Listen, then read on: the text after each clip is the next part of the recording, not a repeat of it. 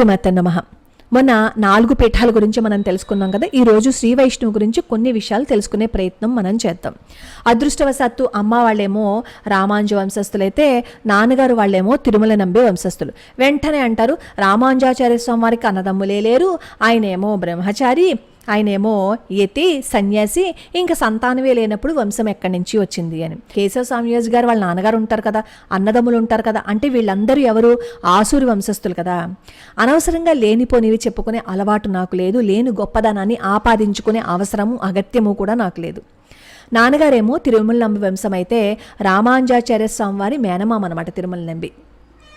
ఇలా ఆ వంశంలో పుట్టినందుకు నేను ఎప్పటికీ అదృష్టవంతురాలని అని అనుకుంటాను. సాధ్యమైనంత వరకు అలా ఉండడానికి నేను కూడా ప్రయత్నం చేస్తూ ఉంటాను. అయితే శ్రీ వైష్ణవ సంప్రదాయంలో వడకలయని తెంగళయని 2 సంప్రదాయాలు ఉన్నాయి. ఈ వడకలయ అంటే కింద పాదం ఉండదు, తెంగళయనంటే పాదం ఉంటుందన్నమాట. వడకలై సంస్కృత ఆధారిత వేద సంప్రదాయాన్ని నొక్కి చెప్తుంది. తెంగళయేమో ఆళ్వార్ల శ్లోకాల సంకలనమైన తమిళ ఆధారిత దివ్య ప్రబంధానికి ఎక్కువ ప్రాధాన్యత ఇస్తుంది. మేము తెంగళై సంప్రదాయానికి చెందిన వాళ్ళం.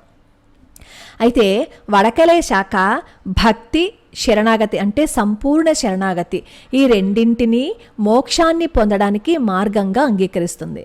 తెంగళై శాఖేమో ప్రధానంగా ప్రపత్తిని ఏకైక మార్గంగా దృష్టి పెడుతుందనమాట. భక్తినేమో ద్వితీయ మార్గంగా పరిగణిస్తుంది. వడకలై లక్ష్మిని శ్రీ మహావిష్ణువు నుండి విడదీయరానిదిగా నమ్ముతుంది.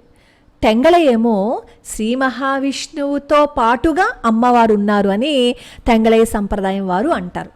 అంటే వడకలై సంప్రదాయం వాళ్ళేమో శ్రీ మహావిష్ణువులోనే అమ్మవారు ఉన్నారు అని అంటారు.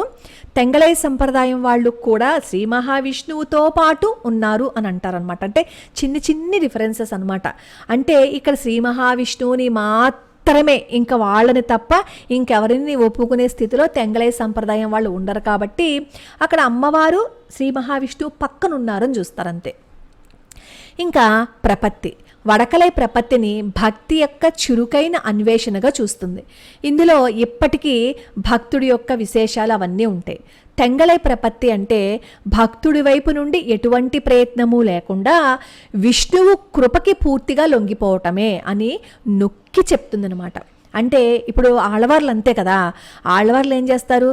నాకు నిన్ను ప్రేమించటం కూడా రాదు, నిన్ను ఎలా ప్రేమించాలి అనేది నువ్వే చెప్పుకో అని చెప్తారనమాట. సంప్రదాయంలో కాస్త చిన్న తేడాలున్నా ఈ వడగలై సంప్రదాయము తెంగళై సంప్రదాయము ఇద్దరు శ్రీ వైష్ణవులే. అయితే వేద గ్రంథాలు భక్తి ఈ రెండింటినీ వడగలై నొక్కి చెప్తుంది. తెంగళయేమో తమిళ ఆధారిత దివ్య ప్రబంధాల మీద దృష్టి పెడుతుందన్నమాట. శ్రీదేవి సమేత శ్రీ మహావిష్ణువుని ఆరాధించే వాళ్ళని శ్రీ వైష్ణవులు అంటారు. విష్ణుమూర్తిని నారాయణుడని, వాసుదేవుడని, భగవంతుడని, ఈశ్వరుడని ఇవన్నీ మనకి శ్రీ విష్ణు సహస్రనామ స్తోత్రంలో వస్తాయి కదా.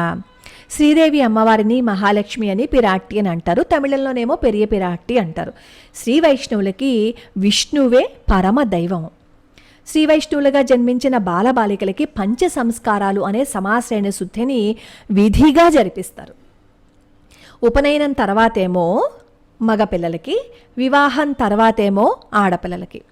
ఆడపిల్లలకి వివాహం ముందుగా ఎప్పుడూ ఈ సమాశ్రయణం చేయించరు. ఒకవేళ చేశారు అంటే అర్థం ఏంటంటే ఆ ఆడపిల్ల వివాహం చేసుకోకుండా బ్రహ్మచారిణిగా పుట్టింటిలోనే ఉండిపోతే అప్పుడు పుట్టింటి వాళ్ళు చేస్తారు, లేదు అంటే మెట్టినింటి వాళ్ళే సమాశ్రయణం చేస్తారనమాట.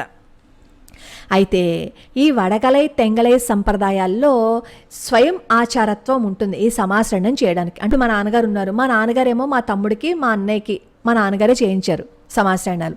అంటే ఇంటి పెద్ద ఎవరున్నా మా నాన్నగారు, మా నాన్నగారి నాన్నగారు, మా నాన్నగారి నాన్నగారి నాన్నగారు, ఇలా తాత ముత్తాతుల్లో ఎవరైతే ఇంటి పెద్దగా ఉంటారో వాళ్ళు చేయించవచ్చు ఈ సమాశ్రయణాలని. అయితే ఈ సమాశ్రయణం అంటే ఏంటి? భుజాల మీద శంఖ చక్రాలు వేస్తారు. అంటే ఆ చిహ్నాలు అనమాట. కాస్త నిప్పుల్లో కాల్చి భుజాల మీద వేస్తారు. అంటే మరీ తోలు ఊడిపోయేటట్టు కాకుండా కాలుస్తారు. అంటే ఆ ముద్రలు భుజాల మీద పడతాయి. ఆ భుజాల మీద ఆ శంకు చక్రాల చిహ్నాలు వేసేటప్పుడు అని కానీ అబ్బా అని కానీ అనకూడదు, మామూలుగానే ఉండాలి. ఆ వేడిలోనే వేస్తారు శంకు చక్రాలు. శరీర ఊర్ధ్వ భాగం మీద ద్వాదశ పుండ్రాలు, ఆచార్యుడు ప్రసాదించే నామము. ఈ నామం ఎవరికి ఉంటుంది అంటే, ఇప్పుడు వైష్ణవులు కాని వాళ్ళు వైష్ణవ ధర్మంలోకి వస్తే వాళ్ళకి ఉన్న పేరు కాకుండా వేరే పేరు ఇస్తారు. కానీ జన్మతః శ్రీ వైష్ణవులైతే అడియేనని చెప్పుకుంటాం అనమాట. ఇంట్లో నిర్వహించే నిత్య ఆరాధనా పద్ధతి మగపిల్లలకి మాత్రమే బోధిస్తారు. ఎందుకంటే ఇంట్లో తిరువారాధన చేసేది మగపిల్లలే చేయాలి. స్వామివారికి మహానైవేద్యం కూడా మగపిల్లలే తయారు చేసుకుని వాళ్లే మహానైవేద్యాన్ని ప్రసాదంగా స్వామివారికి నివేదన చెయ్యాలన్నమాట. పంచ సంస్కారం తర్వాత ప్రతి వైష్ణవుడు ఆచార్య సన్నిధిలో గ్రంథ చతుష్టయాన్ని అధ్యయనం చేయాలి. మళ్ళీ దీనికి వడకలయ సంప్రదాయం వాళ్ళు ఏం చదవాలి, తెంగలయ సంప్రదాయం వాళ్ళు ఏం చదవాలి, అవి మళ్ళీ విడిగా ఉంటాయన్నమాట. మామూలుగా అయితే వడకలయ సంప్రదాయం వాళ్ళు ఏం చేస్తారు అంటే శ్రీభాష్యము, గీతాభాష్యము, భగవద్విషయము, శ్రీమద్ రహస్య త్రయసారము ఇవన్నీ చేస్తారు. శ్రీ వైష్ణవుల్లో కూడా తెంగలయ సంప్రదాయం వాళ్ళు కూడా చేస్తారు. ఇంకా వీళ్ళు కొన్ని తమిళ సంప్రదాయానికి చెందిన గ్రంథాలను కూడా పారాయణ చేస్తారు. అవి మళ్ళీ మనం తర్వాతి వీడియోస్లో తెలుసుకుందాం. అయితే ఈ వడకలయ సంప్రదాయంలో ఉన్న వాళ్ళు గ్రంథ చతుష్టయాన్ని అధ్యయనం చేయలేకపోతే వాళ్ళు కనీసం వేదాంత దేశకులు వడకలయ సంప్రదాయానికి చెందిన వాళ్ళు అనమాట. రహస్య త్రయసారాన్నైనా సరే గురుముఖంగా బోధపరుచుకుంటే శ్రీ వైష్ణవులుగా తమ జీవన విధానాన్ని సరి అయిన పద్ధతిలో మలచుకున్న వాళ్ళు అవుతారు. నంజీయర్ అనే ఆత్మీయ నామం గల శ్రీ వైష్ణవులు ఏం చెప్తారు అంటే శ్రీ వైష్ణవ తత్వాన్ని గురించి చెప్తారు.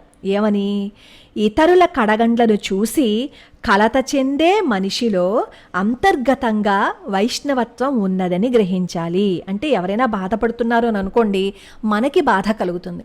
అంతే తప్ప మనం ముళ్ళుతో పొడిచి ఇంకొకరిని తిడుతూ ద్వేషిస్తూ అసహ్యంగా మాట్లాడుతూ ఉంటే అసలు వాళ్ళు వైష్ణవులే కాదు. వైష్ణవులకు ఉండవలసిన మహాలక్షణం, గొప్ప లక్షణం ఏంటంటే ఇతరులు బాధ పెడితే, ఇతరులు కన్నీటిని చూస్తే కరిగిపోవాలి. అంతేకాకుండా మనం కూడా ఇంకొకరిని బాధ పెట్టకూడదు, ఇంకొకరిని ద్వేషించకూడదు. శ్రీ వైష్ణవాన్ని తీసుకున్నారు అంటే ఇంకొకరిని ద్వేషించకూడదు. అది అండర్లైన్ చేసుకోవాలన్నమాట. ఇప్పుడు ఎవరికైతే కష్టం వస్తుందో వాళ్ళకి మా బాగా జరిగింది అనకూడదు, వాళ్ళని అనవసరంగా తిట్టి ద్వేషించకూడదు. అలా ద్వేషించే వాళ్ళు ఎవరూ కూడా శ్రీ వైష్ణవులు కాదు, వాళ్ళలో వైష్ణవ తత్వం లేదు అని గ్రహించాలి. ఇది నేను చెప్తుంది కాదు, నంజీయర్ గారు చెప్తున్నమాట. అయితే ఇందులో మళ్ళీ 2 ఆగమాలు ఉంటాయి, పాంచరాత్ర ఆగమము, వైఖానస ఆగమము.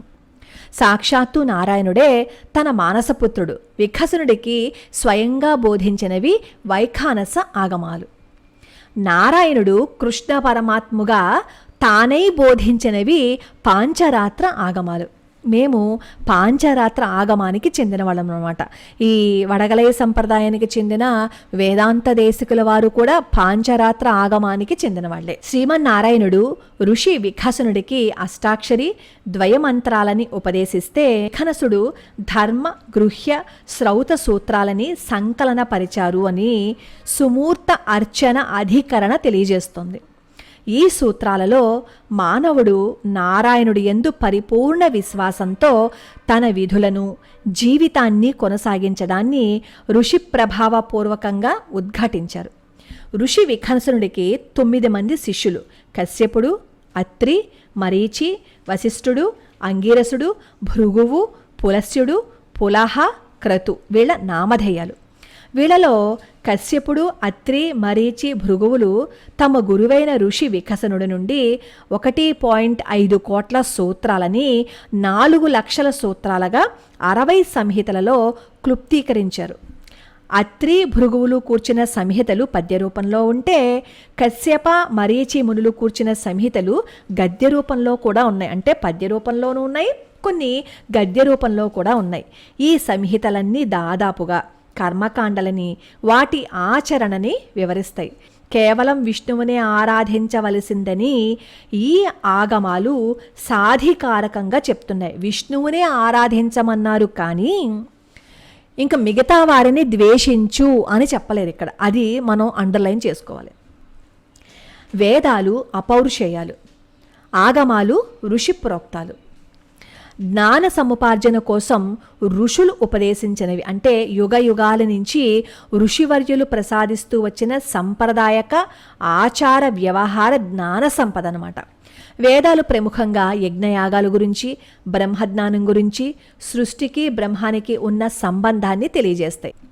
అర్చా విగ్రహాల ఆరాధన గురించి, ఆ జ్ఞానం గురించి, అంటే అర్చా విగ్రహాల ఆరాధనకు సంబంధించిన జ్ఞానం కోసం ఆగమాల దిశగా మనం చూడాలి. ఆగమాలు అర్చా విధి గురించి సమగ్రంగా మనకి తెలియజేస్తాయి. ఒక వ్యక్తి ప్రవర్తనని కృతయుగంలో వేదాలు శాసిస్తే, స్మృతులు త్రేతాయుగంలో, పురాణాలు ద్వాపరయుగంలో, ఆగమాలు కలియుగంలో మానవుడి నడవడిని శాసిస్తాయని కులార్ణవ తంత్ర గ్రంథం చెప్తోంది. వైఖానస ఆగమాలు తాంత్రిక సాధనాలని ప్రస్తావించవు. ప్రతి క్రతువుకి మంత్రం నిర్దేశించబడి ఉంటుంది. మంత్రం అనేది జపించే వారి శరీరాన్ని, మనసుని కాపాడుతుంది. ప్రతి సందర్భానికి విఖనసముని మంత్రాన్ని నిబంధించారు. ఆలయం కోసం ఎన్నుకోబడ్డ స్థలం దగ్గర నుంచి ఆలయంలో జరిగే అన్ని ఉత్సవాల కోసం మంత్రాలు నిబంధించబడి ఉన్నాయి. అందుకే వైఖానస ఆగమాన్ని అనుసరించే ఆలయాల అర్చకులు వేదవేత్తలై ఉండవలసి ఉంటుందన్నమాట. మిగతా విషయాలు తర్వాత వీడియోస్లో తెలుసుకుందాం.